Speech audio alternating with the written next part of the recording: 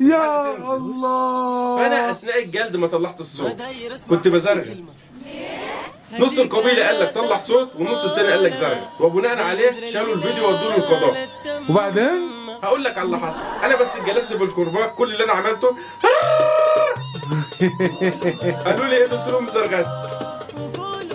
الامر اترفع للقضاء، رحنا القضاء قال لي يا زول انت امورك تمام بس اصبر عليك. جيت مصر عشان اتعالج، واول ما اتعالج هنسى. بس ده بيتشاهد للي ضربني بالكرباج، والله لازم اقوله له. ايه هو؟ هقول له حالا اهو. قول. يا ليت مع السيف اخرس به من سرق الالحاد، وطاف بها والناس نيام. أأنا الدرع أحمي من كان سرقني الدهر وهزمني من كان. ابعد عن الغصن أتحرقه لعصفور الزمان. ليتك تعرف أن العلم دواء الرهبان، فأنت تدرك شلون؟ لأنك إنسان.